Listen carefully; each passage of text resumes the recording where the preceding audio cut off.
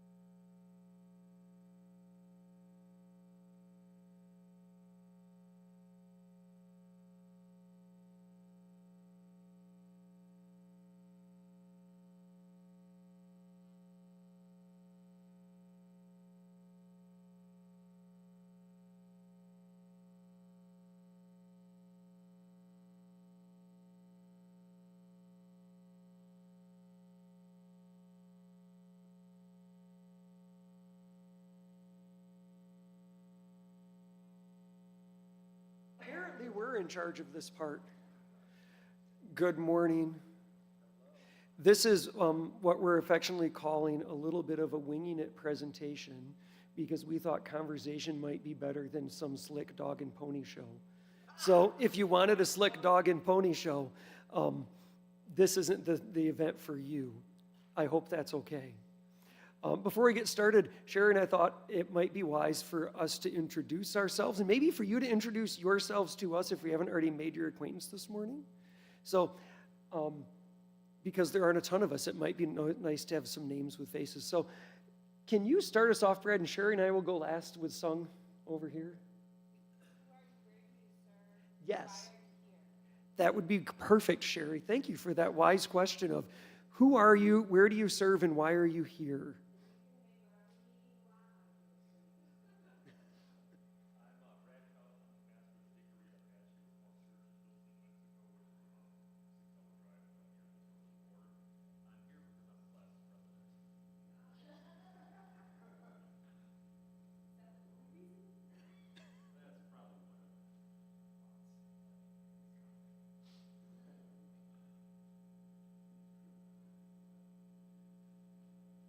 We'll just keep going around. Is that okay?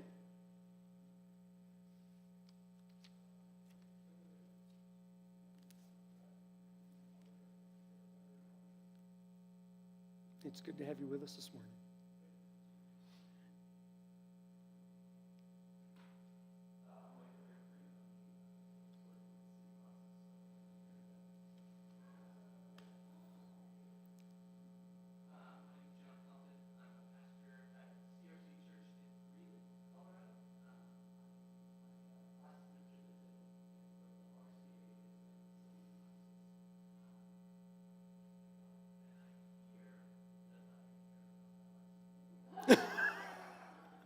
It's nice you care about the RCA, John. We'll just keep going across the back and we'll work our way forward.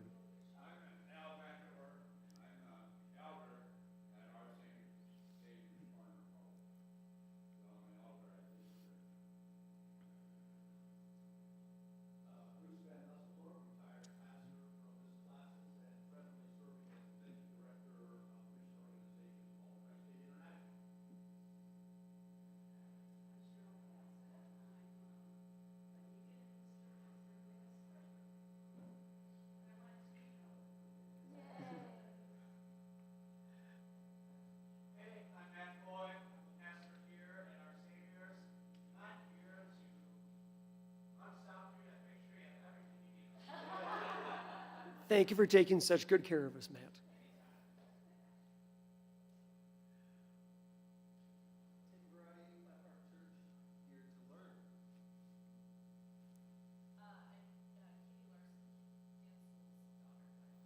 Aww.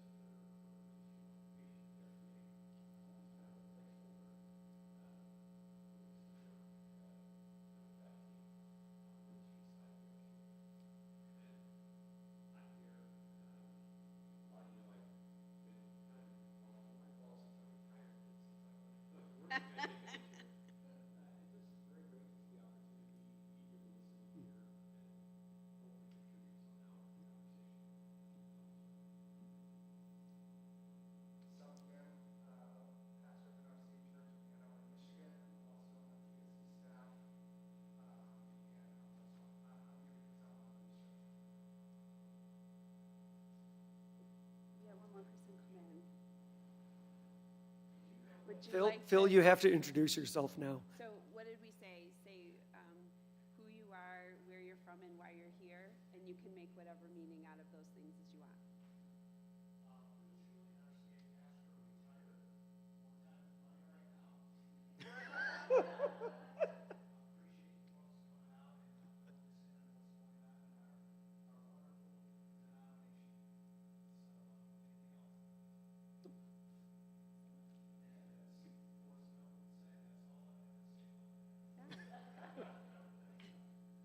So I'm Sherry Meyerveen.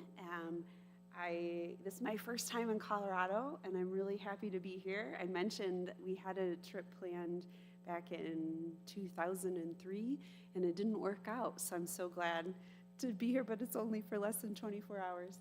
I'm part of the restructuring team, is why I'm here, which has been, like, for some of us, easily a quarter-time job. But I can do that because I'm on staff with the Regional Synod of Albany as the Minister for Renewal, and they have graciously said, the restructure team stuff is important. We'll let you take time to do that.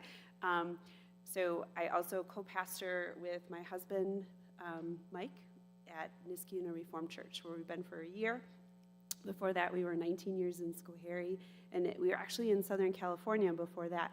So I also love, this is the first time being in Colorado. I've been in lots of places in the RCA, and I always appreciate meeting together.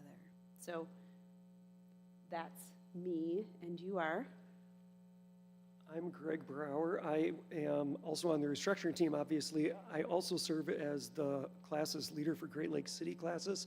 We partly stole City classes' name. We put a geography boundary on it to make it not quite as confusing, but it still is.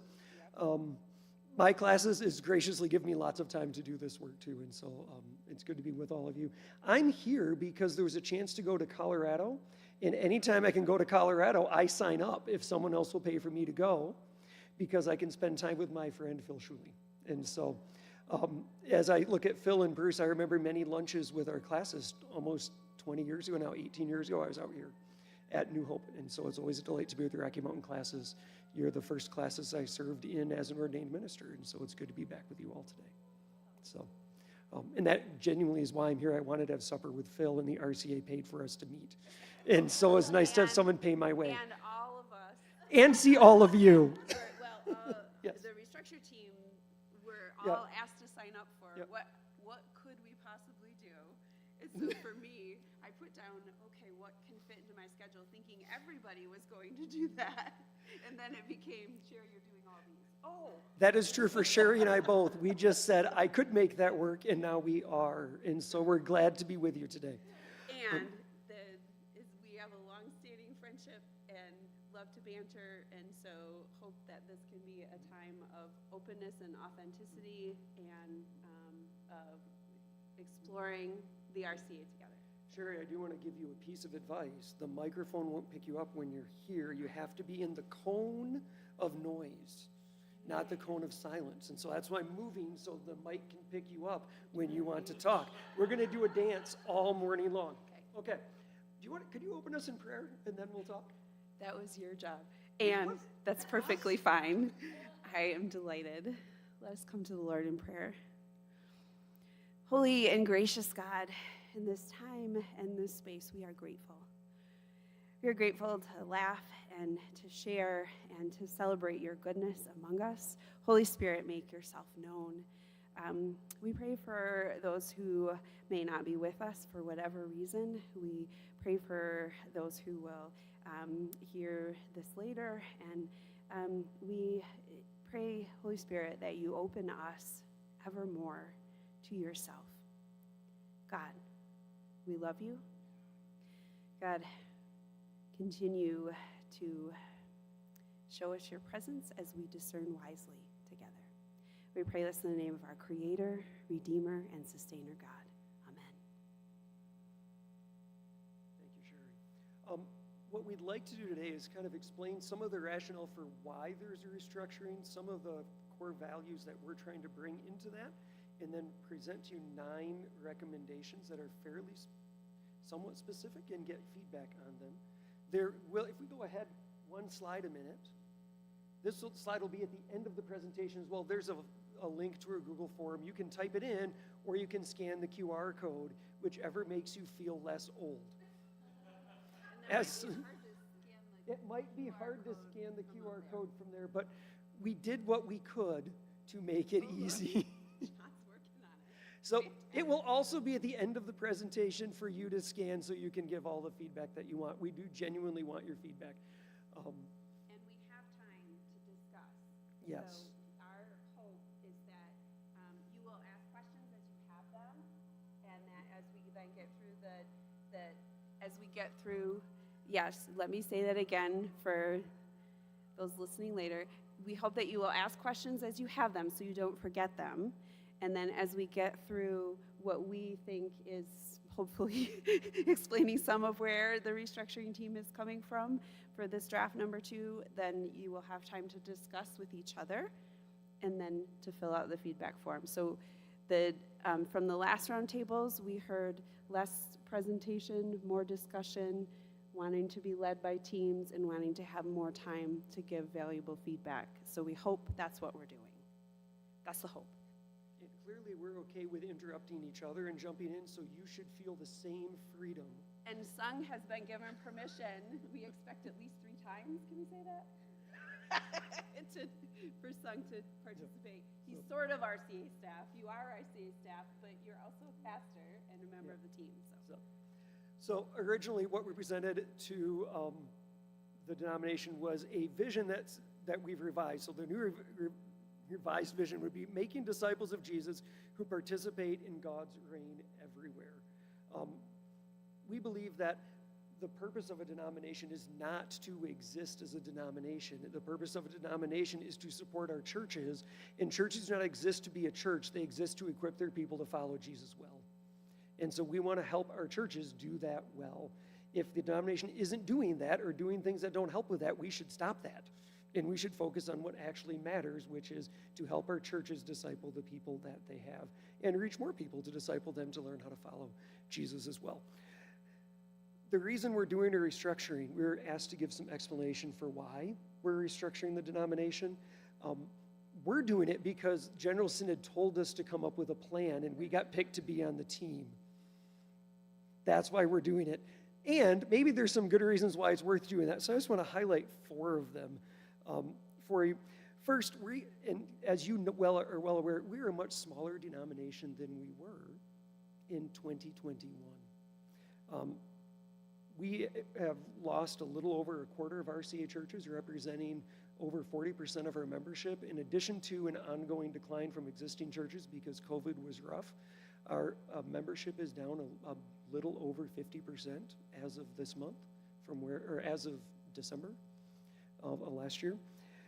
And so we're just not as large as we used to be.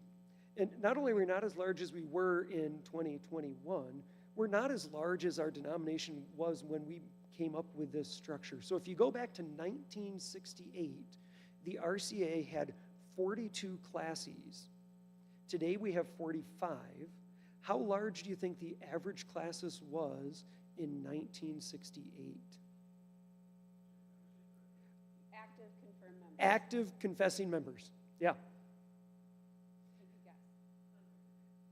Well, the average classis, yeah, 7,400 confessing members in 1968. Today, only 4 of our 8 regional synods are larger than the average classis was in 1968. And every classis is smaller than the average classis was in 1968. Today, the average classis has 1,400 members. 8 of our 45 classes have less than 500 confessing members in them. Another 9 have less than 1,000. So sorry, I'm not supposed to interrupt. feel free. Thank you. But so think about that for a minute. When you think about the Book of Church Order and all that a classis is intended to do and be, and the capacity that it takes to do those things well. 7,400 versus 1,400? We don't have the people we used to have in a classis. And so when you need a lawyer to help with stuff, a lot of classes don't have anyone connected to them that's a lawyer, for example. That's different when there's 300 of you versus one of our classes has less than 300 confessing members in it. That we're just smaller. And so what do we do so that we can function well given the current reality of size in the RCA? Second, our churches are smaller than they used to be. As of last December in the last consistorial report form, 76% of RCA churches worship less than 100 people on a Sunday, on average. Which, to be clear, being a small church is not a bad thing. Statistically, small churches are a whole lot better at reaching new believers than big churches are. Big churches are good at moving people from small churches to big churches. That's not totally kind. But there is that reality. Statistically, they're better at that. That's where they grow through transfer growth and some evangelism. Small churches mostly grow from evangelism when they grow. So there is a strength in small churches. There's a deeper community, all of those kind of things. But it also means if you're a church of 50 or 60 people, you need different support from your classis and denomination than you do if you're a church of 3 or 4 or 500 or 1,000. And so our churches need different kinds of support than we're used to having to provide, and we need to adjust to that reality. I feel like this is the story of like the Tale of Two Cities. This is the best of times and worst of times. That was kind of the sad news. So these are the positive reasons to restructure. After those are kind of hard things. And our denomination is not alone in No, all of that's true, and lots of denominations. That's not unique to the RCA. And another thing that's not unique is we're in a culture that has changed around us. With the advent of social media and other things, we've all sensed the increased anger and divisiveness in our culture. No one before thought trolling people was good, and now people make that a goal to get people so mad that they block you on social media, and like that's different that no one would have thought of 20 years ago. So that affects our churches too, and it affects our relationships with each other. We have a harder time staying in a relationship with people who don't think just like us.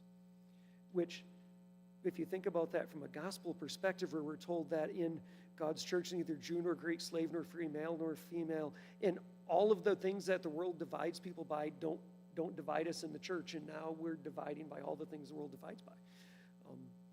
But there's that cultural dynamic, isn't there? And we used to be a denomination where most of us, not all of us, but most of us were ethnically Dutch. And we could play Dutch bingo in RCA churches because literally they were our family in some way if you went far enough back. And praise God, that's not true anymore. But it also means we don't have the same relational connections with each other that we had 40 or 50 years ago. And so we need to find ways to build that trust and connection with each other in a culture that has declining trust.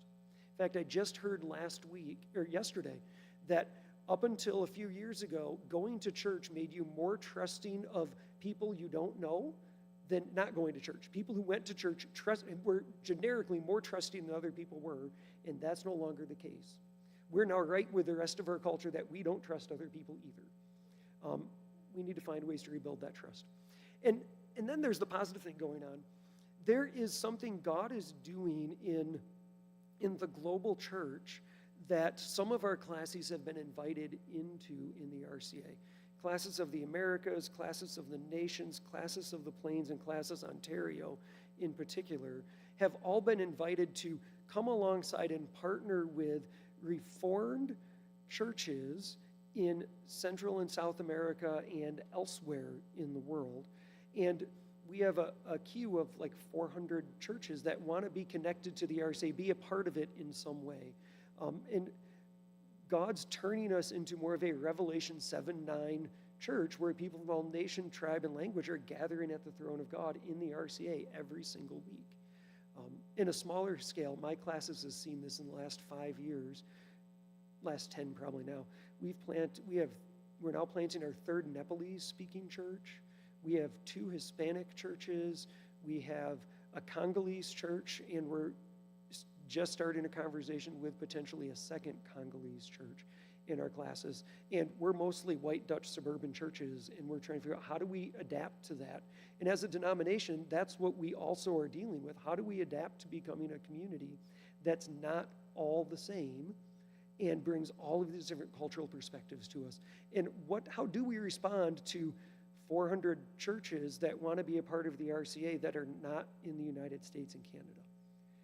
What is God doing, and what's the right way to respond to that for us as a church? We think that's an important issue to think about because God's doing something. It's not us. We're not colonizing. We're not planting churches. It's churches saying we want to be a part of your denomination because of your theology and because of the polity, especially at the local church level, that the pastor's not in charge, but that there's a board who has oversight and then a governance over them to help support those churches. They want that. And so how do we respond well to that? Those are my reasons that I had. Yeah, Phil.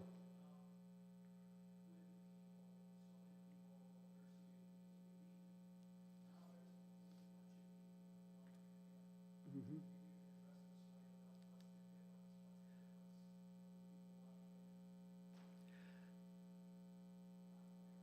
Well, so the question was, so we have a lot of people who have left the RCA, but we also have people who want to join the RCA. What's the difference? I'll let you speak. I have an idea, but I'll let Sherry talk first. Let me start while you get your thoughts together. One of the things you didn't say about the churches outside of the U.S. is that they're looking for accountability and looking for a sense of structure and togetherness. So that's one of the things that's drawing them to us. One of the frequently questions, it's more of a comment that we get is, if churches are being drawn to our polity, then why would we change it? Like, they're being drawn to a sense of accountability and a sense of togetherness in the way that the RCA, in our understanding of Reformed, gives autonomy but also accountability at the local level. That's what they're drawn to, not the specifics of our Book of Church Order. So I don't know if that was your question. Okay, all right. I have a less positive answer to that. Almost every, because as the white male who's over 50 in the room, almost every church that's left is a Caucasian congregation. Almost none of our ethnic minority churches have left the RCA. It is a white person issue that's dividing the RCA. That we aren't good at living in a relationship with people who don't agree with us, who we can't make them do what we want. But our ethnic minority churches have not lived in a culture where they could make people do what they wanted. And so they're much more comfortable living in tension where we don't all agree with one another on things than we are. And that's my theory that I'll share with all of you. But don't quote me outside of the room. It's on recording. It's recorded for our team. I've said it to the restructure team. But since you asked, genuinely, like, it is a white church issue. It is not predominantly an ethnic congregation issue in the RCA. And we probably, for those of us who are in predominantly white churches, should be thinking about how have we discipled our people that they're so quick to leave covenant relationships. And maybe we haven't. And we should think about that a lot, because I have been a lot.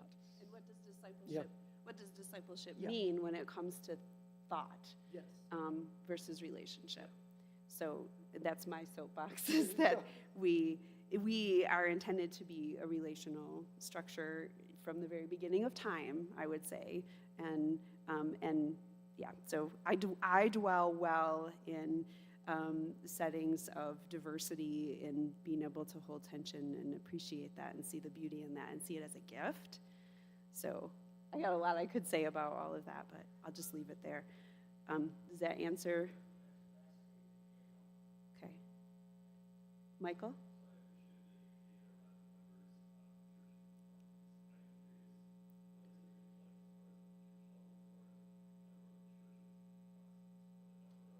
Mm-hmm. So for our team members that are going to listen to this later and say, how did Greg and Sherry do it? The question is the data on the changing overall, but what about the data on the numbers of churches? What I can speak to is more anecdotal from my neck of the woods in Albany Synod. Churches are the Albany Synod churches, a lot of you know, a lot of them predate the nation, and so have deep, deep roots in history, and they are very hesitant to close. And so there are the churches that are just very small that keep going, and it continues to be a question of, okay, are you being a church or are you a country club? So from my standpoint, there's very few churches that have closed in my neck of the woods. So it's just increasingly smaller and smaller and smaller churches that make up those numbers. I know that we were 100 and some churches at one point, maybe 30, 40 years ago, and we're still now 94. There are, Albany Synod has like 60% of churches that are below average worship attendance of, I don't know where this is at, it keeps going down. I think it's like 40.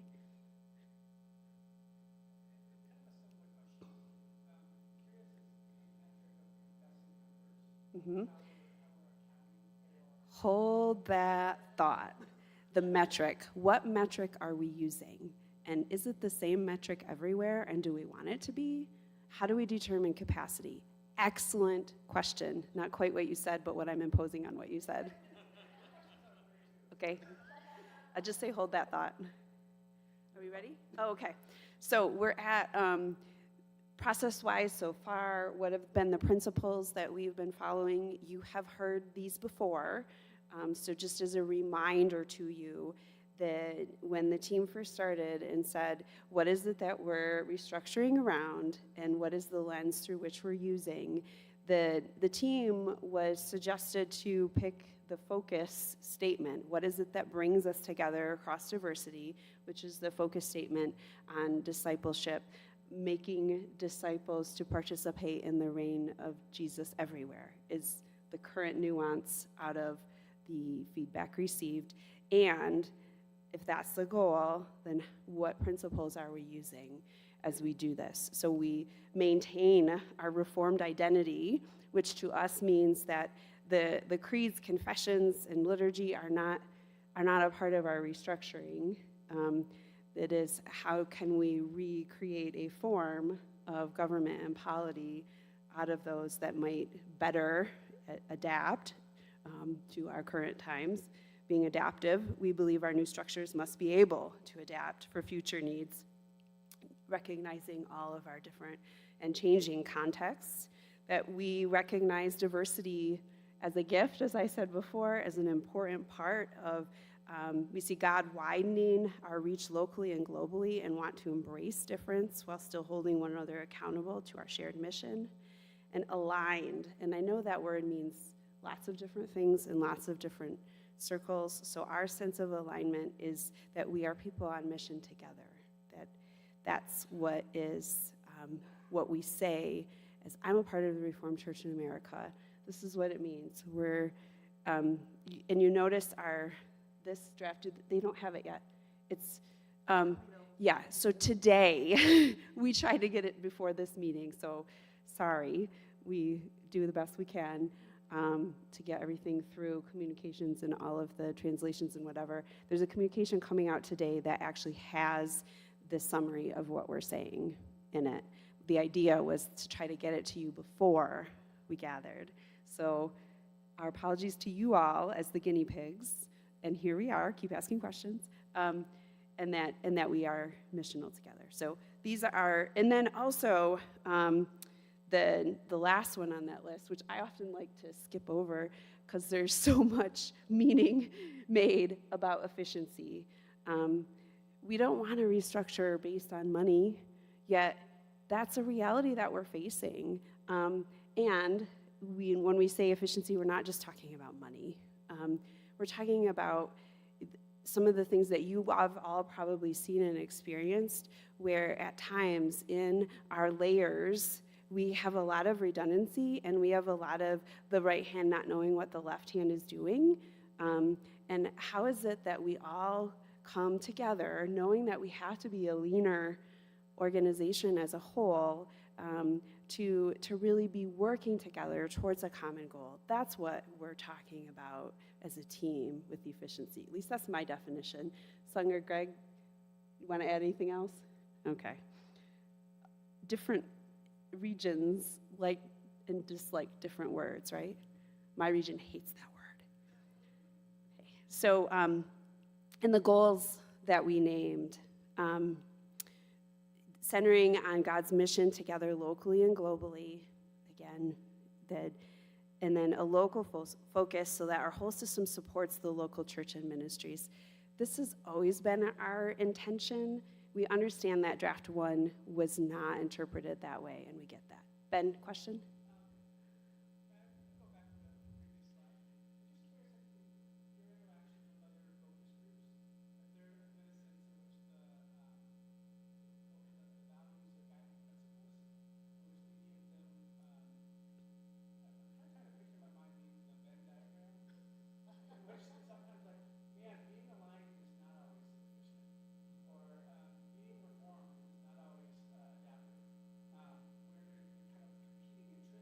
Mm-hmm. Yeah. So Ben is asking about the guiding principles and how they interact with each other, and that sometimes it seems like some of them might be in competition depending on how you define them. Yeah, and I'm hearing all of that through my most common lens, which I use, which is a faith walking and churches learning change lens, and we would say that that's where we need to keep working at refining our guiding principles when we see a competition, and how do they relate with our values. And so what is the priority of value in each of those things? And so here's where one of the things, especially with the word efficient, we have to understand efficiency in terms of relational capacity, like, because that's so important to who we are. And so efficiency can't, I was going to use the word, I'll use a different one, can't replace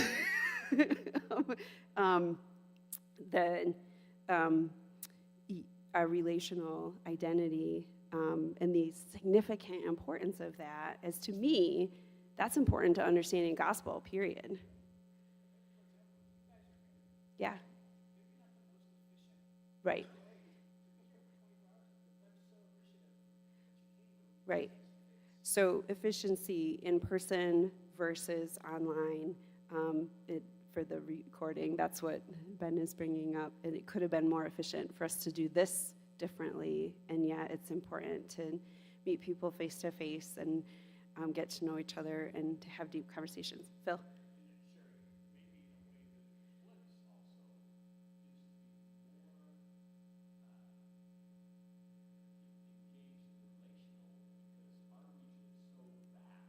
Yeah.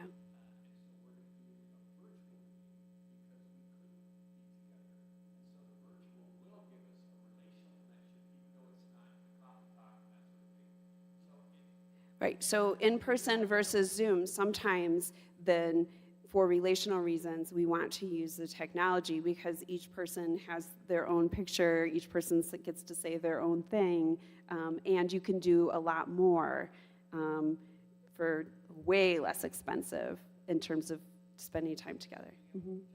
Yep.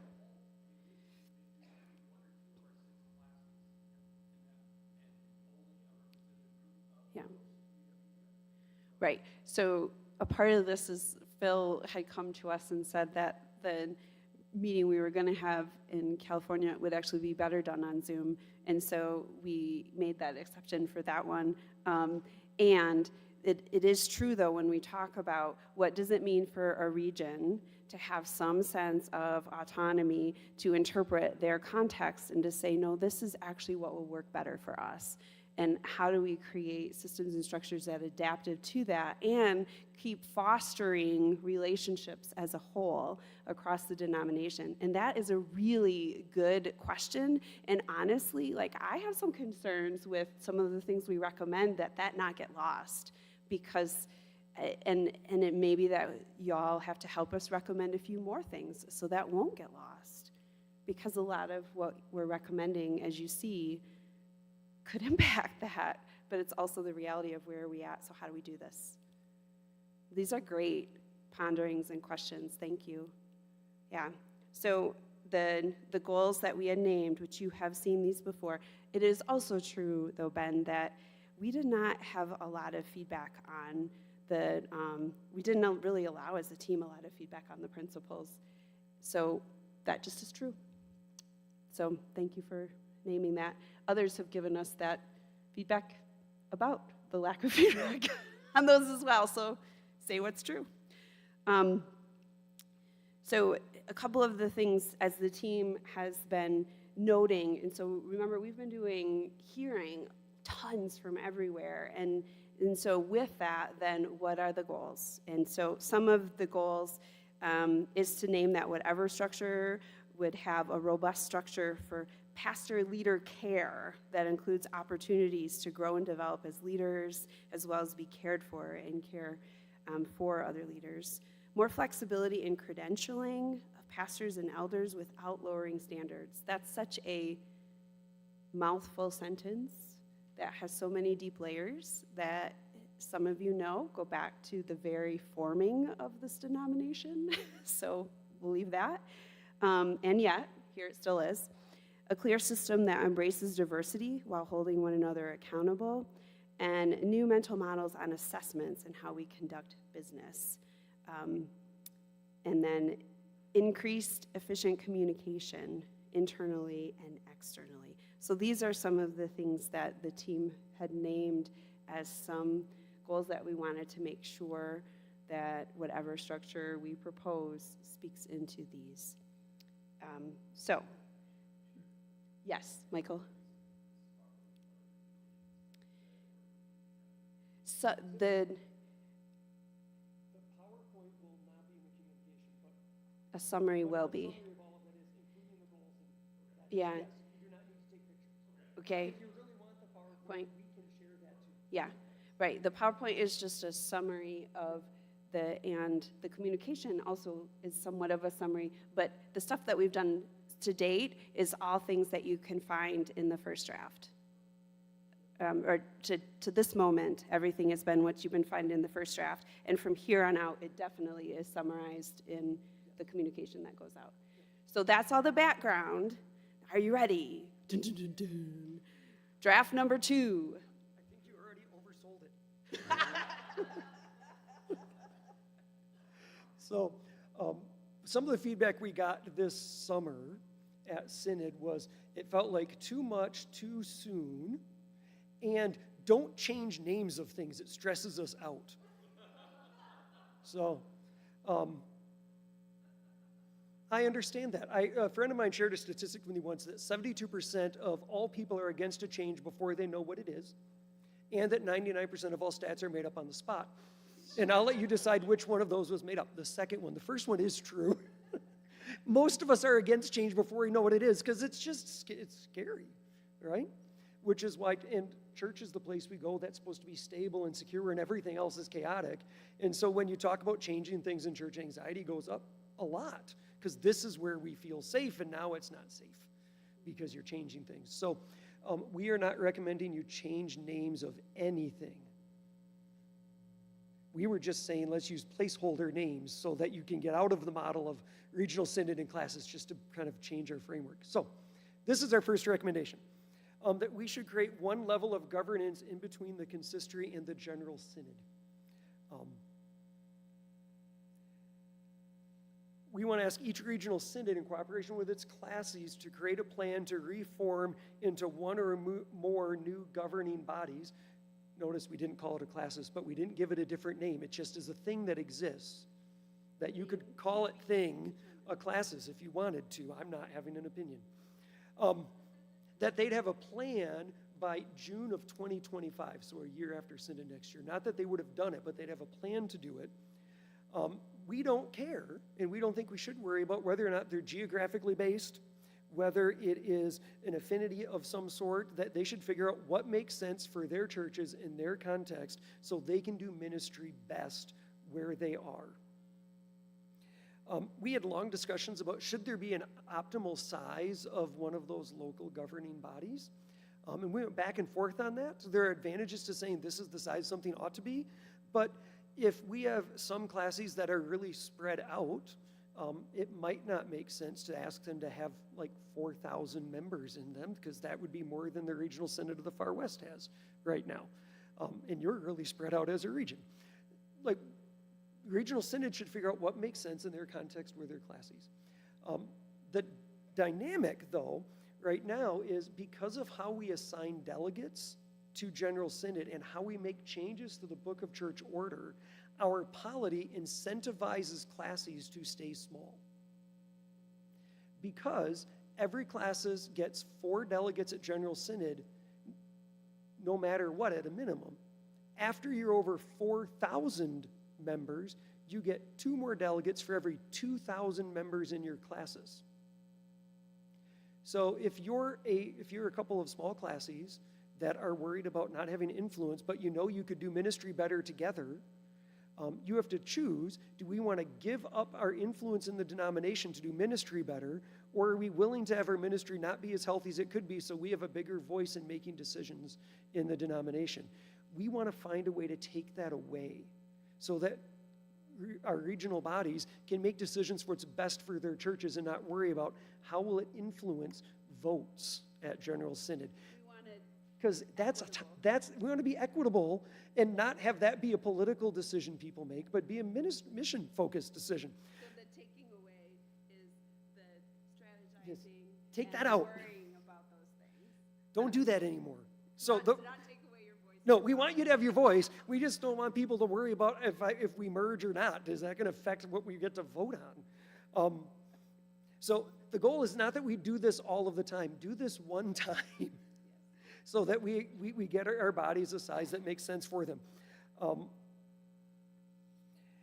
And then to do a couple of things to reduce some of the politics that go into play. First, when we vote to change the BCO, to weight the votes for every classes based on the number of confessing members they have. So that if we're making a vote to affect the BCO and we need 2/3 of our classes to vote, it would be 2/3 of a weighted average of our classes. Does that make sense?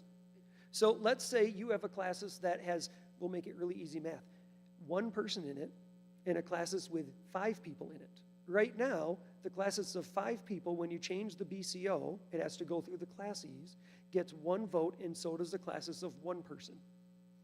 We're saying instead, let the classes with 5 people get 5 votes so that it's weighted according to how large the classes is. To take delegate. Sorry, delegates, I misspoke, delegates. Not people, delegates that you send. Sorry, thank you for that correction. I meant delegates. No, I meant that's why my small numbers meant delegates. And then, rather than setting a minimum of everyone gets 4 delegates if they're under 4,000 confessing members in their classes, every classes gets 1 delegate for every 500 members in their classes. Which means if your classes of 4,000, you actually have 8 delegates instead of the 4 you get now. It also means if your classes of 300, you would have 1 delegate to send instead of 4. There is a loss of influence for some of our smaller classes, to acknowledge that. That is true. That would be the loss. The advantage is you don't have to worry about losing votes anymore. You can decide what's best for your classes. Should you merge with someone or not, based on what's best for the mission, not based on how many delegates you send to Synod. Yeah, John.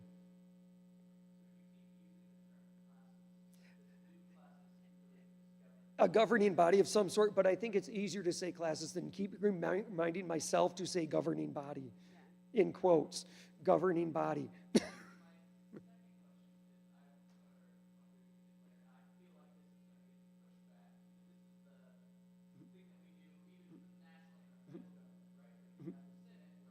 Yep.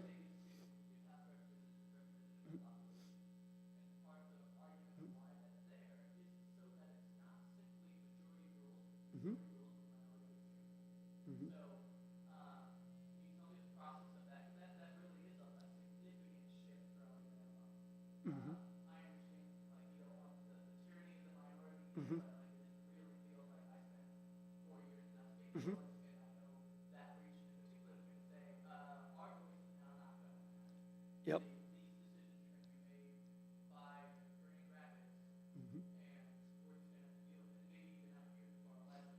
Yeah. I think that's I'll let Sherry speak to that first, but I don't disagree with that concern. So a part of the first draft, because Greg and I were a part of a subcommittee that was working on these things and arguing about these things. That's why we're presenting, because we argue really well together. Was that sense that we're trying to increase the capacity of that lowest governing body. And so how do we encourage that? So we don't really want, if we want the lowest governing body to be functioning well as it needs to, we don't want it to be tiny. How can it function well when it's tiny?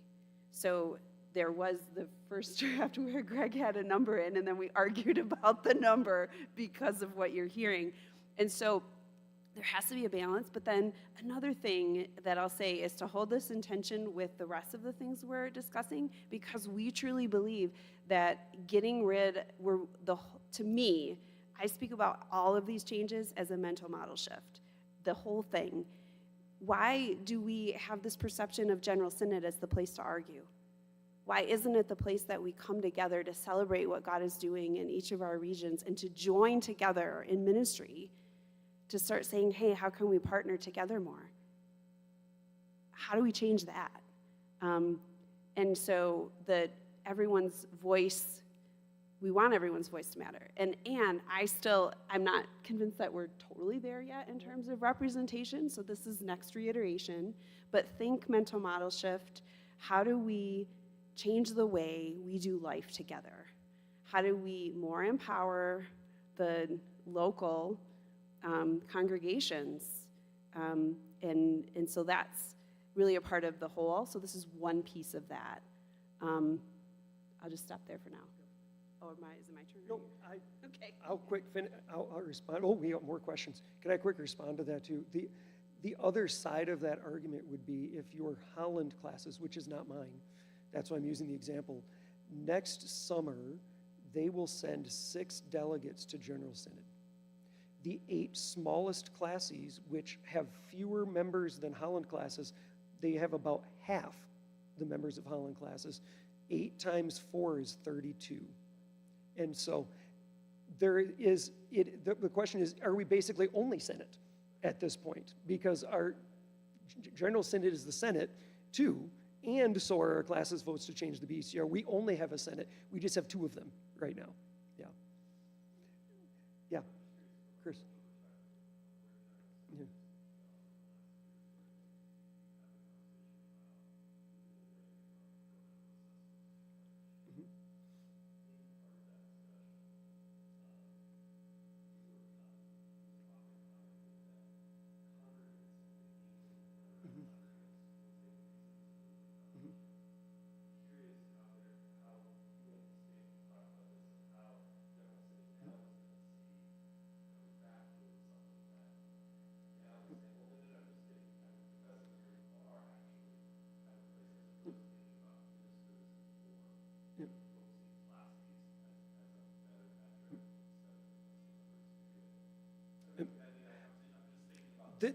But part of it is this is a smaller change.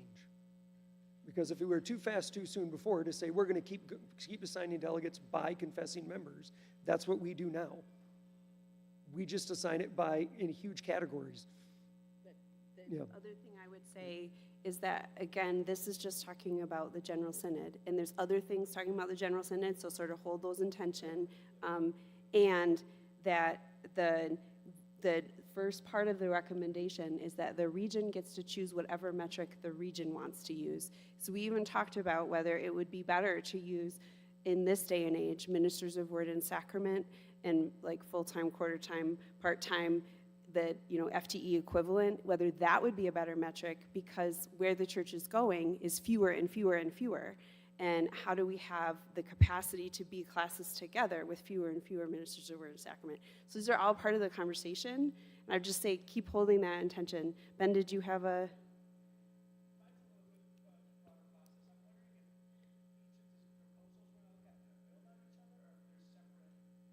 They are separate and interrelated, and that's a part of the this draft number 2. So I see draft number 1 with sort of like grandiose vision. Draft number 2 is practical, more what sort of incremental things can we pull out to discuss one at a time, and some of them are very much dependent on the others. So this is sort of, they're in the order they're in on purpose, because if you don't get this one, then the other ones won't make sense.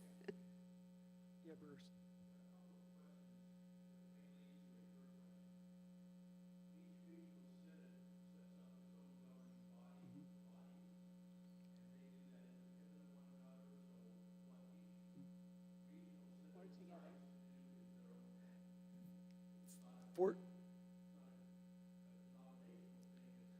For this one time, each regional synod does what it wants to. It could choose to partner with another one and make combined bodies somehow between the two. That's up to the regional synods. The denomination isn't telling them what they have to do. But at the end, there needs to only be one level of government between the consistory and the general synod.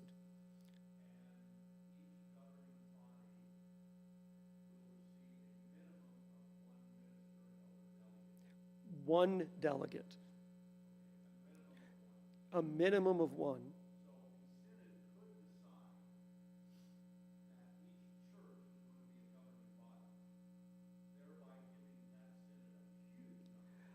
I really hope that we don't have people who are that unhealthy in our denomination. Well, and it wouldn't make any sense.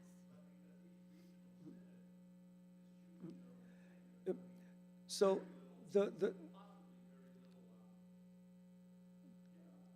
Bruce, the one thing they can't do is have a one church classes, because we're not recommending you change the BCO that requires at least 3 churches. So what they could do if they wanted, they could make lots of tiny classes of 3 churches and then dissolve their regional synod.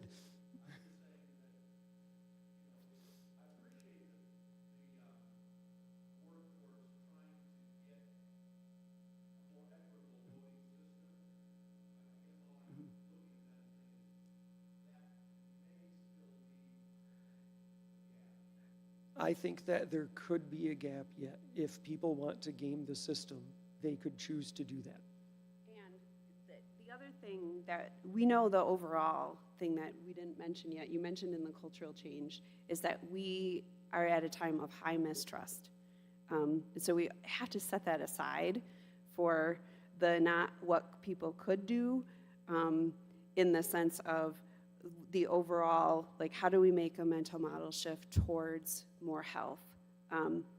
And that as the conversations go, of course, these are things to think about, but let's try to keep it in the whole right now, of the, it's very easy to start to see, well, this could or that could, in terms of the overall ways that how could somebody cheat the system? There's always going to be a way, but you also have to remember who we are now is different than who we were.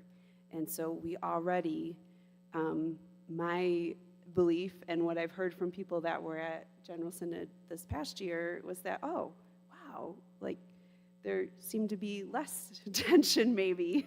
Or people gathered together in the not liking our proposals in some places, which is perfectly fine, right? Right. But just who do we want to be together, in that sense of as we consider these things. Do you follow up?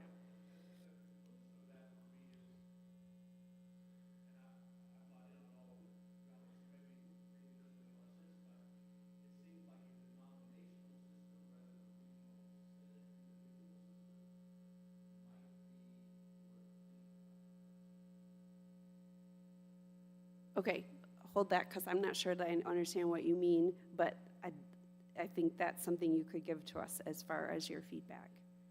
Was there another question here?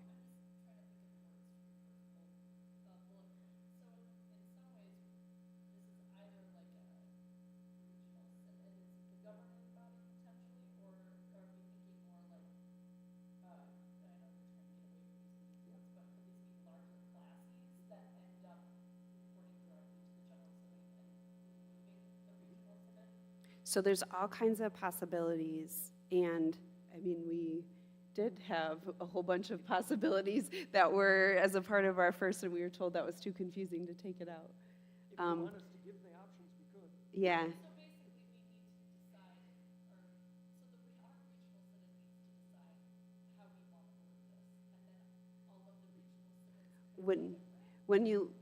synods. Yes, in the initial, and then once that is done, then there will be that this is where we're at, and there will need to be some sense of so the Synod of the Heartland, actually, some of you may know, like, loved the proposal from last year and already started moving into that. They're going forward with clusters, and they're creating regional resource centers, and so, like, if that's how they keep going, and then this doesn't quite go that direction, they still can fit that into this, but that from a BCO polity standpoint, there is going to end up being a name that this is your thing, you may call it this, but this is your governing body, whether we keep the name classis or regional classis or come up with something totally different. And actually, we as a team did ask the Commission on History to be looking at what the names should be. So recommendation number 2. Recommendation number 2, and this, move to a triennial in-person General Synod with a brief virtual annual meeting when there is no in-person General Synod to conduct necessary business. So this has come out of a lot of conversations with other denominations as we have been exploring what are others doing, facing these same cultural realities that we're facing, and where are we at in that? And that's actually something you said about, didn't say about number one too, was that also most of the other Reformed denominations around us have also eliminated middle judicatories or in the process of doing that, and for some of the same reasons that we're suggesting. So with the triennial General Synod, so right now, and I'm supposed to talk to this one because my testimony is that 20 years ago, I was like adamantly opposed to this, as this has come up lots of times. And that was like, if we don't gather in person every year, we're gonna lose more relational equity and not be able to stay in relationship, except that coming out of COVID in this day and age, there's lots of ways we can build relationship, as Phil's mentioning, that Zoom has become a regular way for y'all and as a regional synod. So that we're suggesting that we need to do this in the sense of overall, who is it that we believe? How do we empower the locality if we're constantly thinking about General Synod every year? So by not meeting every year as a General Synod, we can start to help change that dynamic of focusing on locality, as well as just right now, the denomination staff and amount of energy and time and cost that goes into General Synod is pretty high. So if we know we need to eliminate cost, and who are we in our Reformed polity, how do we empower the local? One of the ways that we can do that is by not meeting as the General Synod every year. So that's a brief, what did I miss? Yep. I have a business background, so I like to think about the numbers too. Context for General Synod is it cost us $700,000 a year when we meet, not counting staff. That's the direct cost of General Synod for the travel, the food, the lodging, the renting this location. It's $700,000 plus our staff salaries that support that. And it's a lot of staff time. And we have about 56,000 members. So if we still did assessments based on membership, we'd be paying $12 a year to hold General Synod per member. Interesting tidbit. In our first 250 years, how many General Synods did we have? And Phil, you can't give the answer because he and I talked about it last night. Yeah, anybody have any? Anyone know how many General Synods were there? 150 years. In our first 250 years, how many times did General Synod meet? 3 times. That's why we talk about the Synod of Dort, because it's one of the 3. We only met 3 times because we don't have to meet every year to say, yep, we're still Reformed. We don't have to. It's of our culture. yeah, but it isn't something that we have always done. It's something we've done the last couple hundred years, but we haven't always done that. So we're not saying throw out our tradition. Our tradition is meet once a lifetime, which sounds good. We can interpret the numbers however we want to interpret the numbers, and you can make whatever meaning you want to make. I would make a different meaning out of that. Yeah, I would too. Okay, so, but we do want to, this is where that relational equity then needs intentional effort for the new governing bodies to continue to communicate and work with each other and continue to find ways to build relationship with each other if we move to this. We think we need to move to this. It's been suggested lots of times, and there's lots of economic reasons, but then also if you think about a mental model shift that we're trying to make, what would it mean? So one of the ideas, my first idea that got nixed was, what if one year was a mission festival and this next year was a discipleship festival and then the third year was a general synod, but then people would have to pay your own way to go to in between. And so that's like an idea that we didn't want to put as we're going to do it because it may or may not be able to be feasible to happen. but it is sometimes helpful to think about, oh, there's lots of things we might choose to do together. So, recommendation number 2. Michael?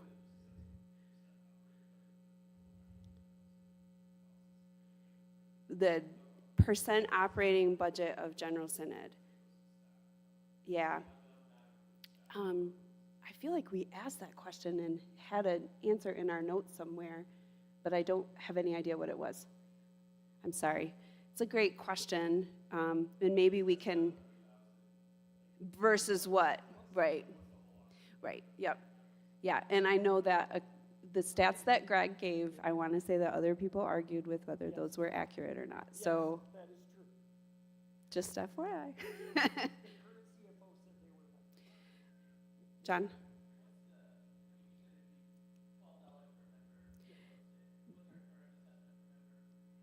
The overall, yeah, Government shares aren't by member anymore. right, they're by budget, but, This year, until December, they're like $55 a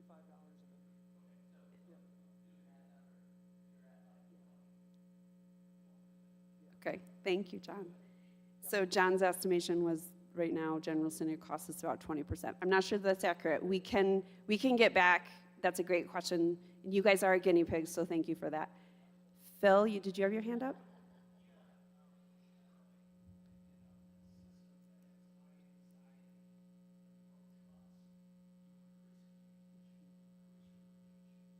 Yep.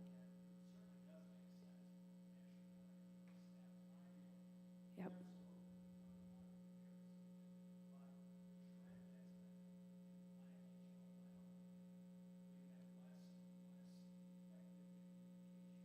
Yeah. Yeah.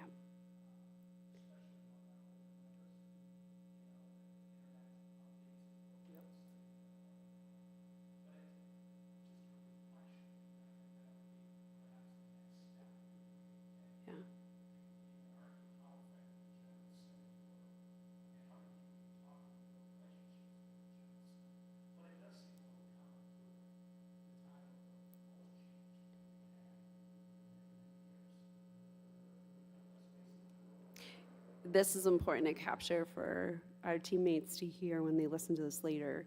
Phil's mentioning that at a time of extreme anxiety and tension, we generally would want to increase communication and increase face time, and this is suggesting what seems like a decrease to it. And so there's a wonderment of how we will increase effective communication and what a loss of face time from Synod might mean, with a caveat in there that maybe Synod isn't the best way to build relationships anyway. Okay, was that a good summary? Thank you.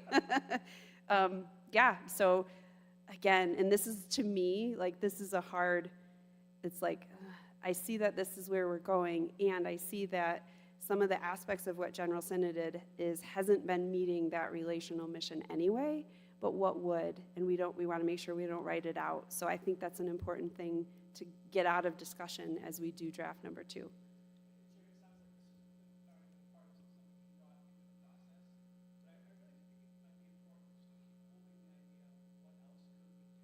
Mm-hmm.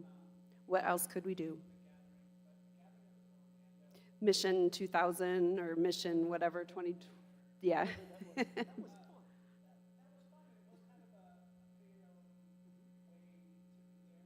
Yeah.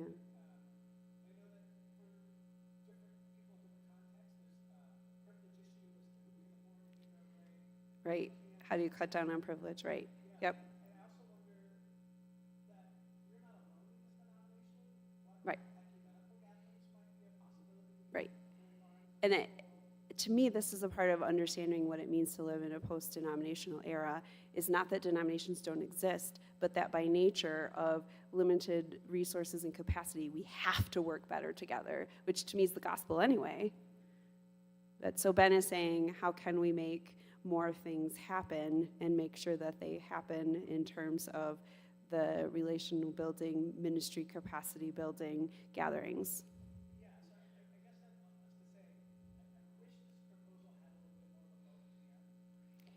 Wanting a both and in the proposal. Mm-hmm.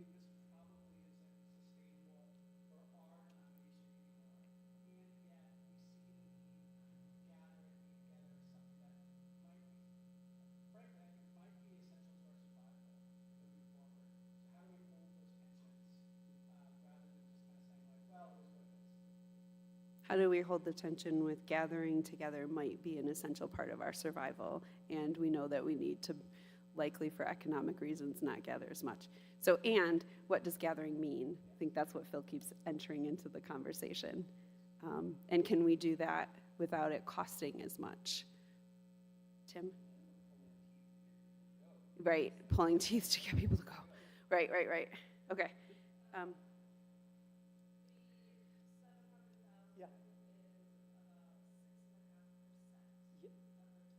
6.5% of the total budget is what the estimation of what goes to general synod. And we can check.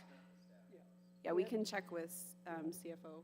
And So I was going to add, when you did the quick math, that's accurate if you because of assessments, but we have lots of other money that comes into the denomination. There's giving, there are foundational grants, and some of our staff are paid by our finance department is almost entirely paid by other organizations, and then they do our finance on the side. They cost almost nothing for the denomination because they do other people's books too, which was brilliant. And that's a part of what we see. That's a part of what we see needing to happen more and more. Is if our polity of in what we understand passed to us from what Synod approved of Vision 2020 and affirmed is to continue to try to empower the local body, then what does that mean for who the denomination is? And as we've already named, who do we want to be together? The people that get together to argue and fight? Or the people that get together to, yes, hear each other's perspectives with openness and honesty and having it be a gift, not that we have to set each other straight. John?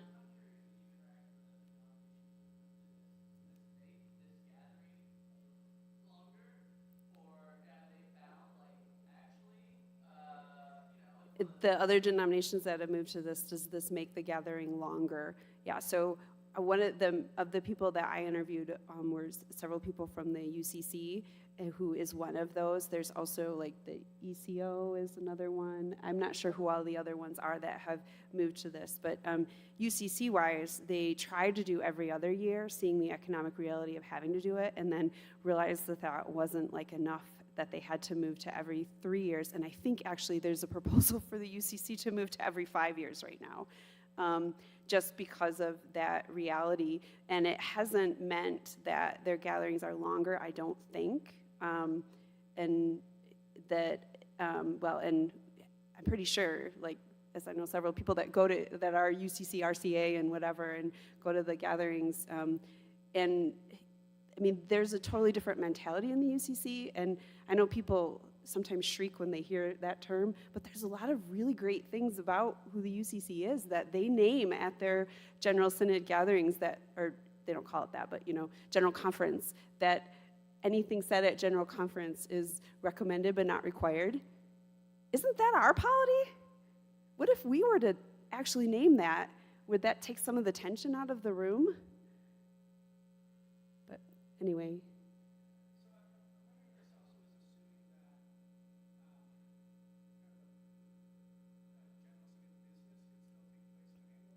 It has to, because we're incorporated in the state of New York, and nonprofits have to meet at least annually as a board, which is a part of that recommendation that would be that then there would be the virtual annual meetings to conduct necessary business interim, which would also be like appointments to committees and things. There's several things that, and even what will, because moving to a triennial General Synod then creates complications for the system that we currently have. What do you do about? So you'll see some of that coming next, but then the overall, how would we do this? And Commission on Church Order is also looking at highlighting for us additional things that we may have missed. No. This is everything we're recommending is also how do we move this way? Not this starts 2024, or 2025, 26. So there would have to be implementation plans that go with all of these recommendations, And the Commission on Church Order has been a part of every one of our meetings, and so they're contemplating all these sort of things. And it's easy for Greg to say classis, because Commission on Church Order folk, that's their, and so when they meet with us, they use the word classis, and then we keep reminding them, governing bodies, and they're like, yeah, whatever. Because, you know, like, we all have a framework that we come from, right? So mental model shifts are hard. Keep names in tension. All right, we're talking way too much. Yes. So you have time to talk, right. So recommendation number 3, we recommend experimenting with conducting business through consensus rather than Robert's rules. And this is one of the things that we're taking out of the World Council of Reformed Churches.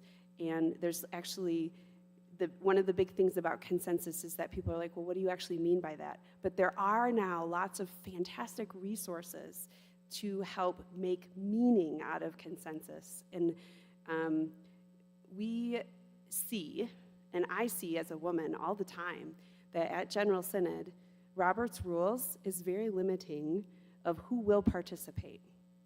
Do you notice that? Who's the first one to speak at the microphone every time? It's not a person of color, and it's usually not a woman. Yes! And they're all good friends of mine. Yes. Okay.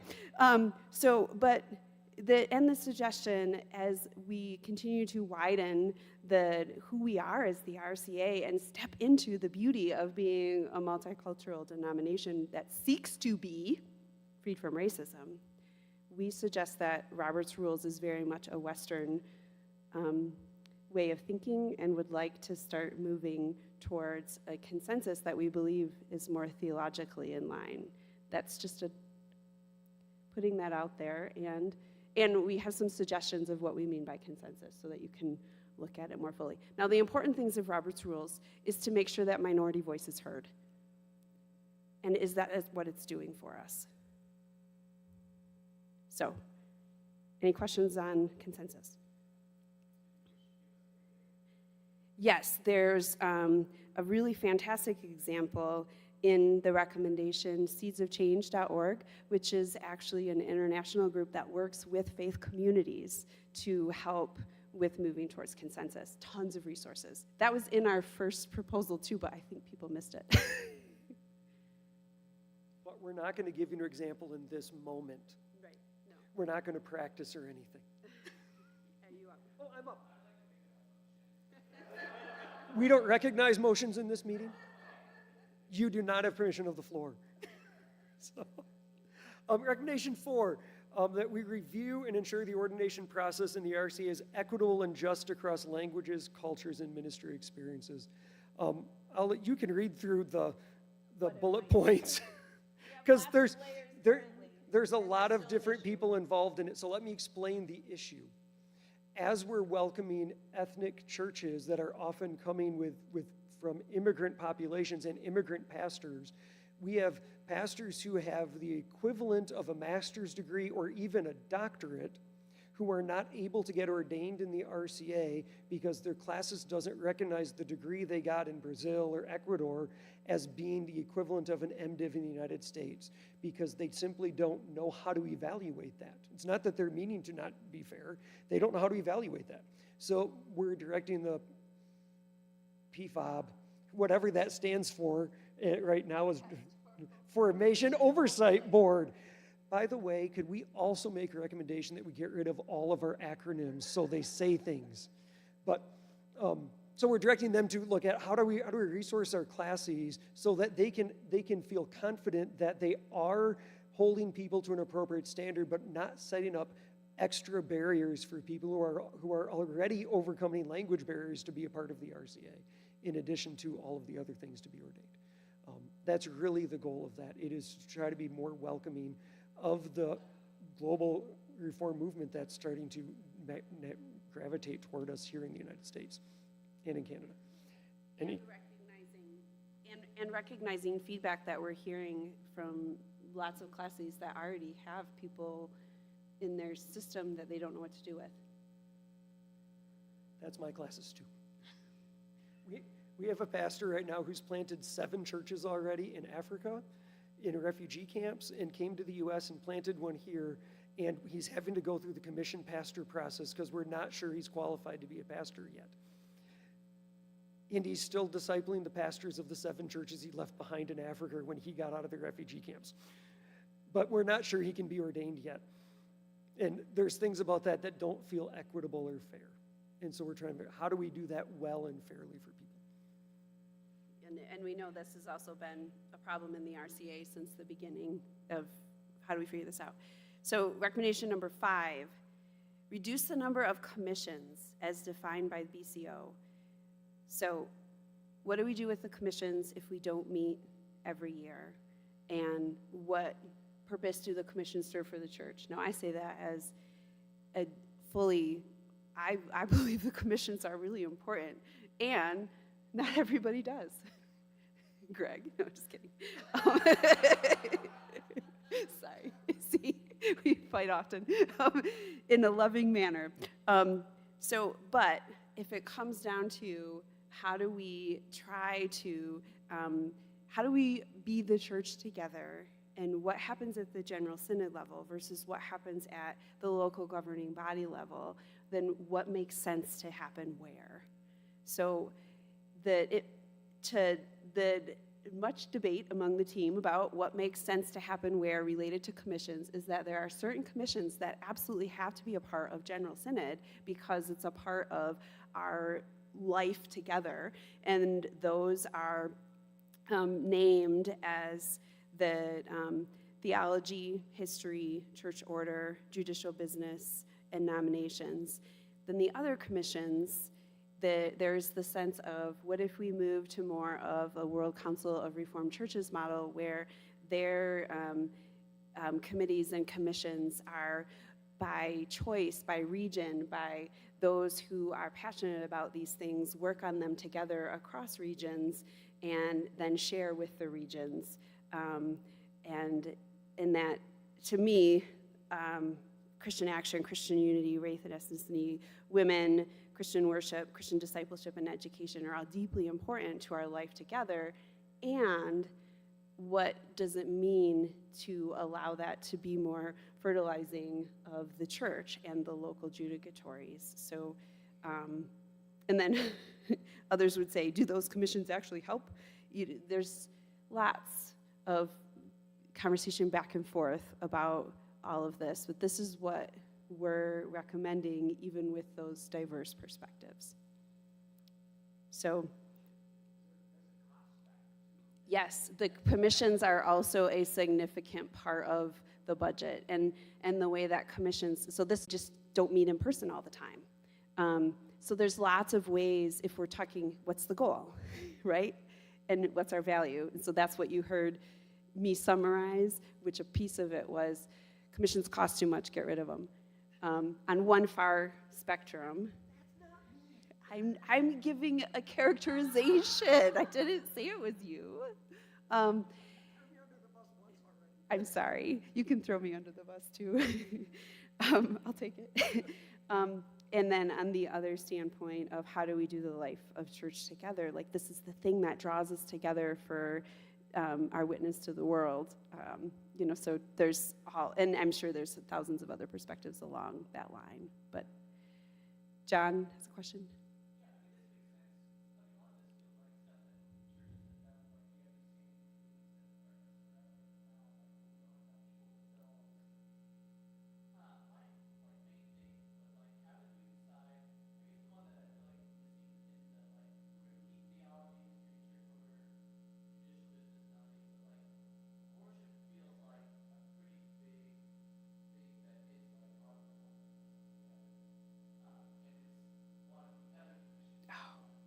I pushed for that to be in the top. You guys changed it again.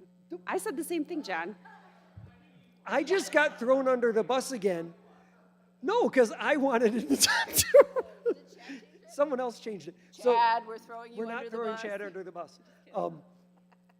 I think it's a great question, and there's a very legitimate case to make that worship is clearly a constitutional issue because it's one of the 3 stools. Well, it's our liturgy, so I think it makes a lot of sense. I would just clarify that not because of any restructure things, because of finances, it looks like we're going to move toward all of our commissions meeting virtually anyway. So this proposal isn't at its core about cost savings. It's how do we put as much of the power back on our local governing bodies, not at a national level, because a commission on discipleship doesn't disciple people, right? Your local church does. And what's the thing that we're all about? Discipleship. So why shouldn't we have a commission on discipleship? Because commissions don't do that. They make recommendations of things that we vote on. And maybe we don't need to vote on that. We should do stuff. But And maybe that's not what the commissions do anymore. that may not be what they do. So Yes. this is also part of the back and forth is, As you can tell, Sherry and I don't agree on much at all. She's also one of my best friends, and this is what our denomination should be like. amen. Yeah, so that's a great observation. As you can see, I didn't realize that got back down either. So this is the song. You're supposed to jump in at least 3 times now. This is the committee is doing really hard work. Please hear that. And that we need us all to be in this together to figure this out. So maybe that needs to change. Give that feedback if that's what you think. 2 of us think it's good feedback. Yes.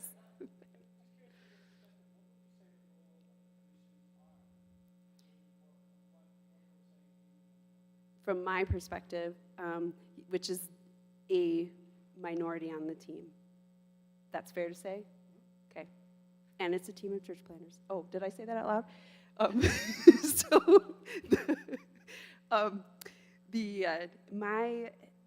I say, what is it that joins us together in the work of Christ?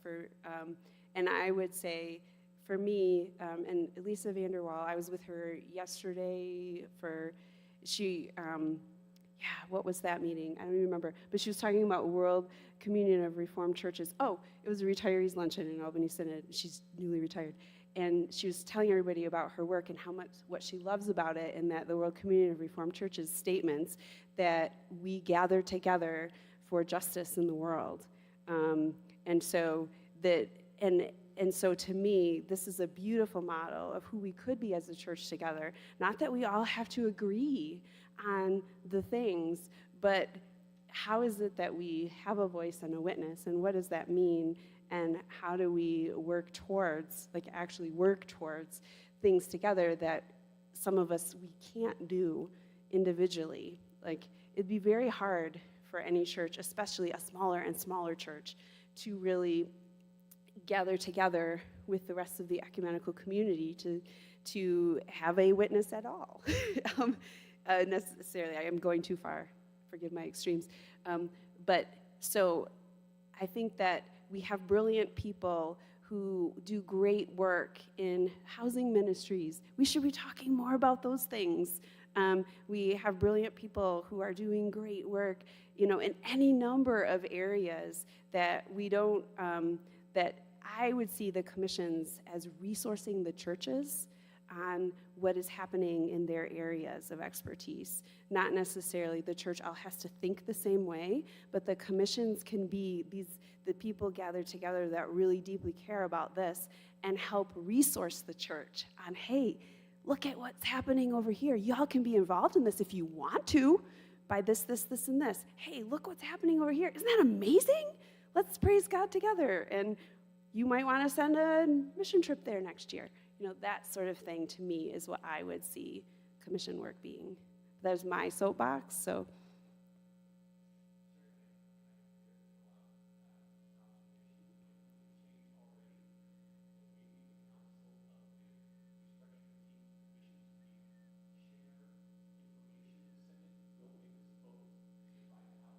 Yeah, so which is another, if we move to consensus, then what would that mean?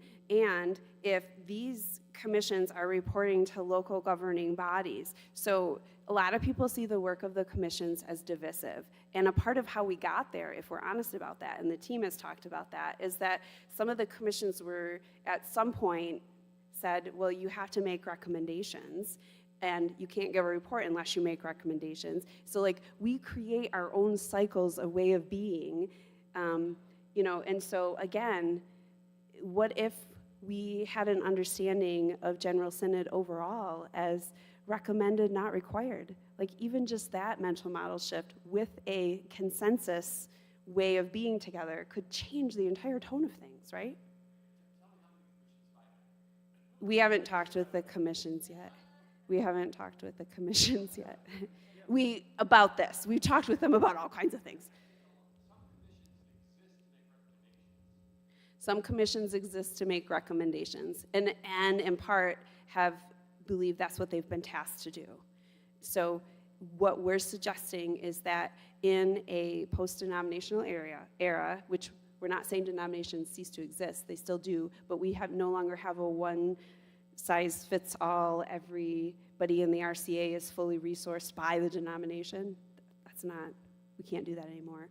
That our commissions are not intended to just make recommendations. That's what the team is saying in this. And I want to say that I deeply appreciate the commissions, and this isn't going anywhere other than our team, so I'm just going to shut up now. Any other questions on recommendation 5 before we move on to recommendation 6? See, we're doing the thing we didn't want to do, where now you're not having much discussion time. But That's why I'm moving us along, because I'm in your corner. It's good conversation. I'm holding as many comments back as I can too, because we all have opinions, because we love our denomination and we want it to thrive and do well. secretly telling me to shut up. I don't think it was that secret. They all got it. All right. Recommendation number 6, to instruct the commissions on church order to propose amendments to the BCO to allow for the creation of new judicial bodies that will hold the church accountable for its work. This is going back to a question you raised earlier, I think John did, of won't there be lots of work that kind of piles up on General Synod? Especially if we eliminate regional synods, if someone doesn't like a decision of their classes, they'd have to appeal to the General Synod right now. The Commission on Church Order already has work put together for this. They're revising it a little to create a judicial body that exists on behalf of General Synod to handle appeals initially, so not everything comes to General Synod, but major cases still would. But if it's an obvious, you don't have standing, it wouldn't come to General Synod, it would just be dismissed by that judicial body. So they're putting that in place so we don't get swamped with judicial cases. Actually, yes. You actually didn't say that quite right, because I'm so glad you're here. The intended goal is to actually take judicial matters out of assemblies without taking the representation out of it. So here again, why do we have judicial matters at assemblies is because we believe in the representation and of the people. So is there a way to keep representation, like if we move to a jury selection pool sort of idea, one idea that they're working with, and yet not unencumber the work of the assembly? Are assemblies good at judicial business? I would say no. Have any of you seen differently? So again, what's the goal? How do we keep the principle? And so that the ideal would be that none of the assemblies would have judicial business, but they would be empowering those who are more equipped and gifted to handle it, and yet there still would be appeal process that if they have to go to the assembly, they have to go to the assembly. And CCO is working on that. Give fuller expression to the parity of the 4 offices, expanding the roles for more collaboration between the offices and empowerment, especially of elders and deacons.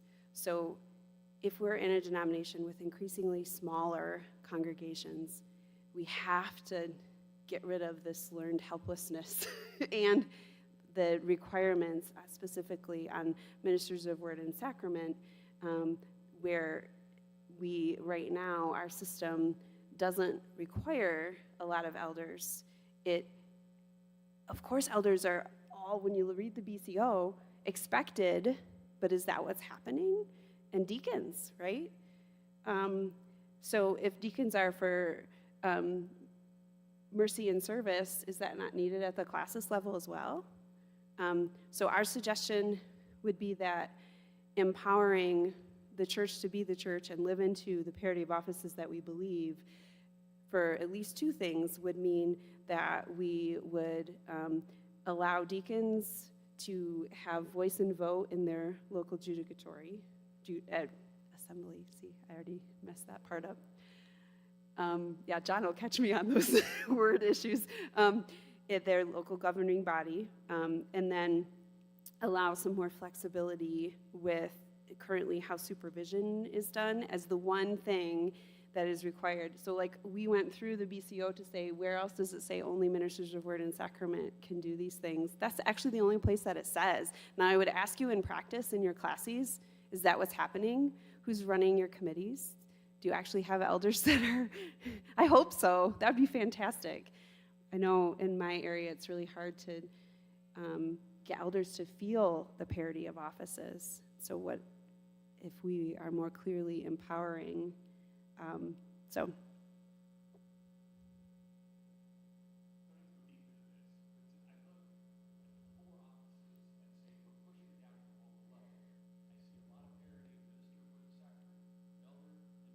Right. Which we have not talked about that, and there's a lot of this that it could go a lot deeper. And I wonder, to me, yeah, so if you have recommendations about that, put that in your feedback form. I'm getting better, I didn't go on. I'm ignoring the opportunity to make a little dig. So, recommendation number 8, we propose limiting the General Synod's covenant shares to no more than 1.5% of contributions received, which is line 21 in your consistorial report form, by 2027. If the goal is to push more resources to our local governing bodies, then you have to stop taking them out of the churches and putting it at the national body. So we want to set a bar that says the national body will only take this much. The rest should be pushed as local as you can. It also will avoid the dynamic we have now where a commission, for example, brings a recommendation that we should spend this amount of money on something, and then because it's 24 cents per member, it gets approved, and then it's permanently in our budget from what we can tell. And the people who approve it aren't the ones who have to pay it usually. And so this is a way to say we're not going to have the assessments increased because someone had a passionate speech on the floor of General Synod one day. We want to hold the denomination accountable for only spending that much money. We had talked about pushing it as low as 1%, and every denomination we talked to who had tried to push it to 1% couldn't make ends meet. So the Eco-Presbyterian Presbyterian Church started at 1%, and they're moving to 1.5% next year because they couldn't ever get out of a deficit. This might not be a bad word where you are, but it is in my neck of the woods. The Alliance of Reformed Churches started at 1%, and they've already let go of one staff member because they couldn't afford all of their staff. They now have 2 because 1% wasn't sufficient for what they needed. So they're looking at having to increase that number too. So we set it at 1% to say we should have some sort of ceiling on how much how high assessment can go as a percentage of church's income. Yeah, John. Mm-hmm.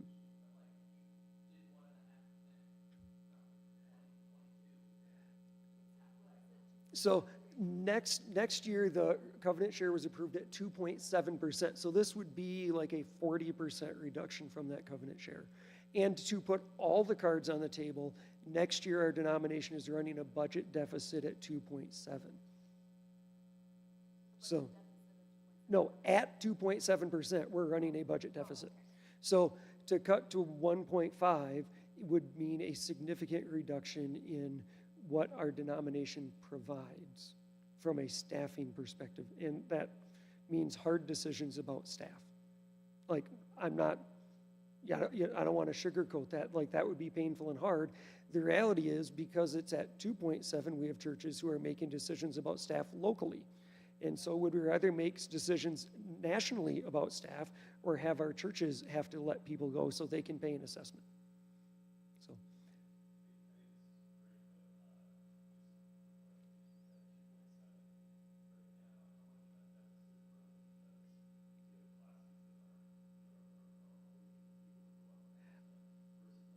that is a really good question, and I don't have an answer to that. Yep. I did the numbers in my classes, and if we look at this is just my classes, General Synod, Regional Synod, and our classes assessments next year will be 4.25%. If we got rid of all of the caps, it would be 3.45. So as people get closer to the cap, that will help, and it won't be, so I'm not sure it's as big of a decline as some people might think of what's currently being assessed, because some people aren't paying it all, right? Yeah. So, yeah, Ben.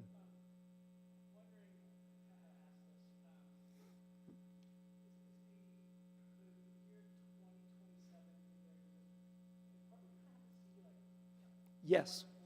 And, yeah, yep.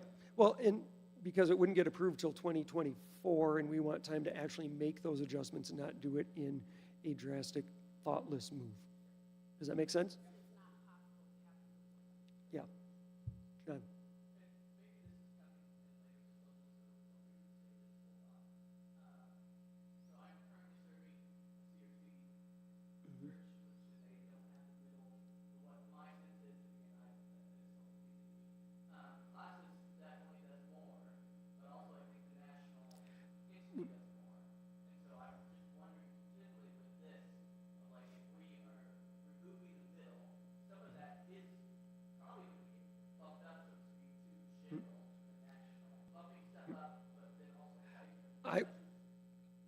I would say, I would make the argument differently, that we're not bumping up, we're pushing it all down.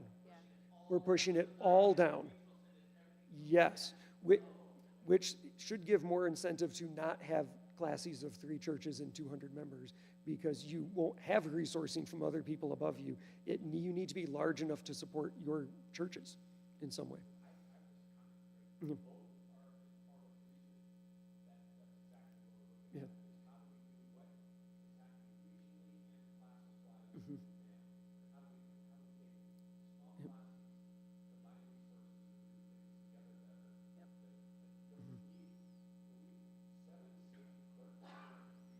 Yep. Mhm. The- Yep. As someone who's in a large classes, one of the advantages of size is we deal with stuff a lot. So it's not once every 5 years that we close a church. We're really, this is sad, but we're really good at it because we have practice, right? We're also really good at starting new churches because we do it a lot. We have practice. If you're a classes of 5 or 6 churches, you might not face that except every 5 to 10 years. And so you need to ask other people because you don't know how to do it. But if you're large enough, you simply come across more things regularly. So the goal is to push the resources down, not push it up to the denomination, but it'd be to push it to a local governing body that might be formed by just eliminating a section of the BCO and putting those things in the classes section. That's why we use the word classes, because that's what CCO wants to do. That's just their frame of thinking. That's their frame of thinking. Right. So, yeah, it is a good though. So any of these things taken by themselves could lead to things not being interpreted in the way we intended, kind of like last time. So it is that needing to think through, and the intention is, how do we empower the local? That's the intention.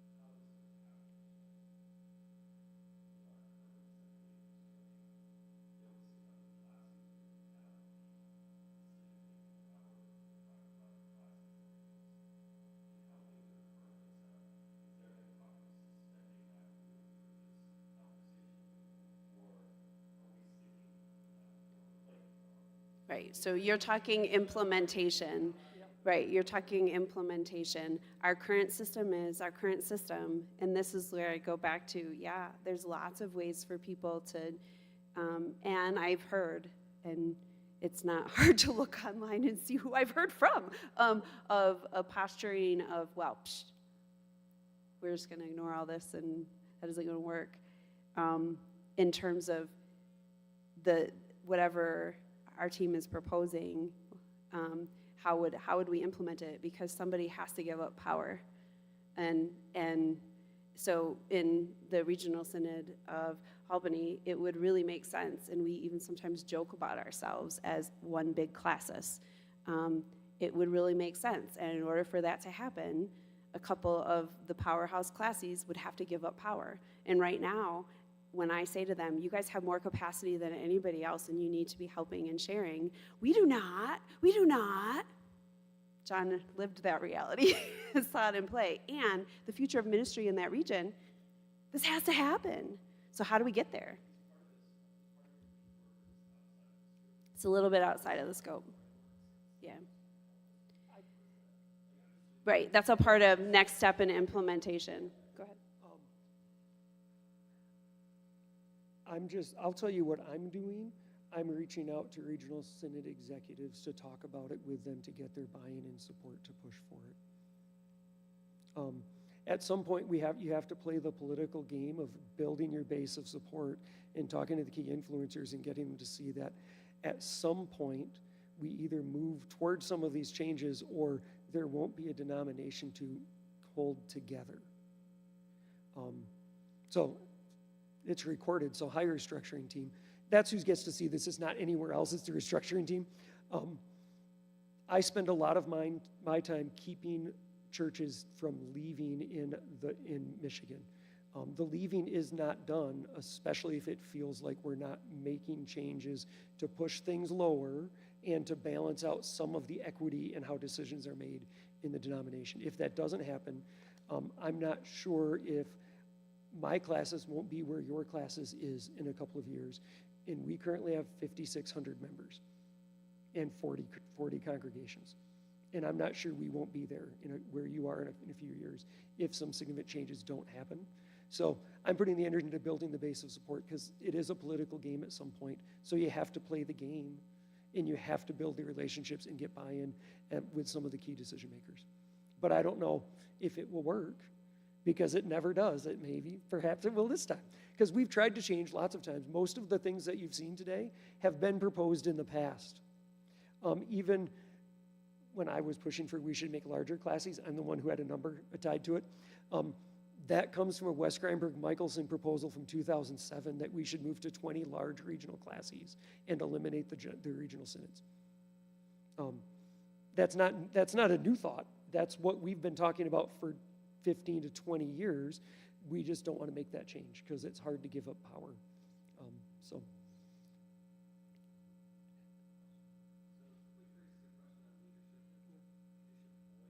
Leadership and leadership void.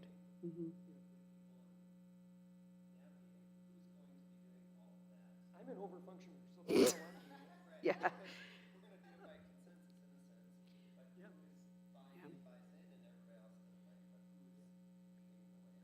Who's leading the way and getting the buy-in? Yeah, I would say that this is something that the restructure team has said needs to be talked about lots of times, and we don't ever get to it because there's so much work on our plates. And we've talked about the way you said that. I wouldn't say it that way as usual. Like in terms of playing the political game, to me, it's more about the communicating well and having the open forums to help people understand the realities that we're facing. And it's true that we still have power in different places, and so sometimes that means having the one-off. we still have to count votes. No. And, yeah. So, all right, last. Yeah, it's all a question. And here's the thing. I truly believe we have to root out as best we can a sense of learned helplessness at every level. And that means who will help with this? You all. Like, what are the pieces of it that you think need to happen? And then you need to start saying why you think that needs to happen, which your reasons may be very different than our reasons. And that's, to me, is how any of this is going to move forward, is if any of what we're suggesting are things that are embraced. Recommendation number 9, to study, explore, define, and enhance the global movement of Reformed churches as the RCA lives into making disciples of Jesus who participate in God's reign everywhere.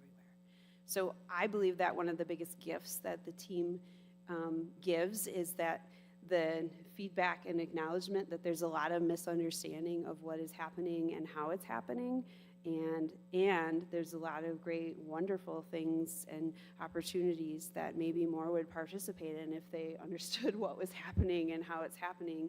And as we start to say, what does it mean to reflect the reality now of having churches in other countries saying, I want to be a part of the RCA, again, as Greg mentioned, not in a colonialistic, like, oh no, why would you want us to make decisions for you? No, that's not what they're saying. They're saying they want to be networked with us for accountability and support as they form their own denominations and spin off.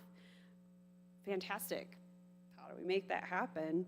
And I guess this, again, has also been a lot of team discussion because some on the team have been a lot more engaged in this than others, and then the weighing of voices of them hearing all the misunderstanding in the church. So we need to clarify that. We need to find better ways to be more equitable together as we move into being a global church, because that's just the reality that we are on a number of levels. So that's how I would say that.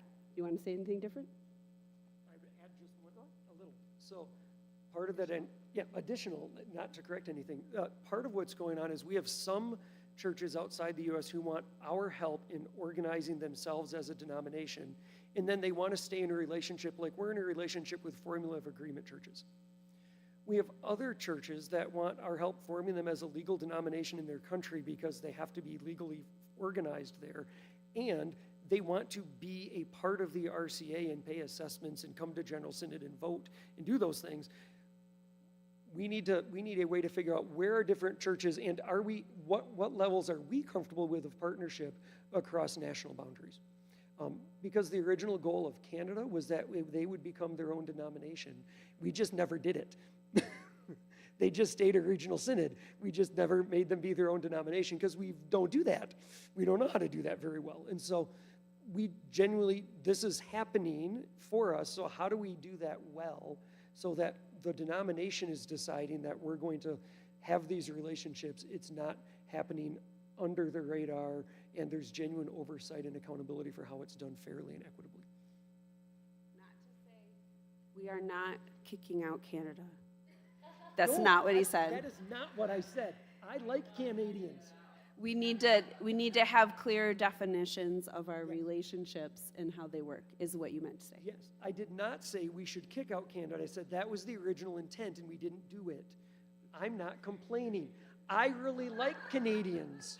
I like Maple Leafs. And the Regional Synod of Canada is having their own conversations as to what they really want. So we need to define all these things. Okay. Any other questions or comments? You're supposed to be discussing. I'm sorry. This is our last This is the last one. If we go ahead, can we go ahead another slide? So if you want to get the questions. Right, we thought we were going to go through that a lot faster. We have discussed as we've gone. Would you like to discuss in small groups? Okay. We just want to talk together because Do you need to talk more before you do your feedback forms? let's do a 5-minute bathroom break. Yeah. Maybe 10, in case you can't find it.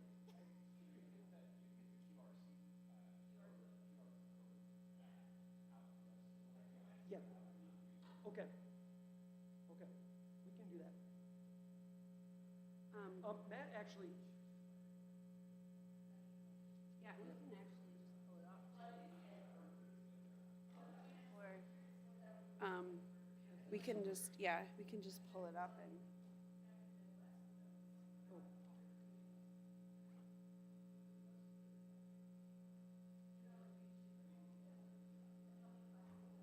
Just a second, I can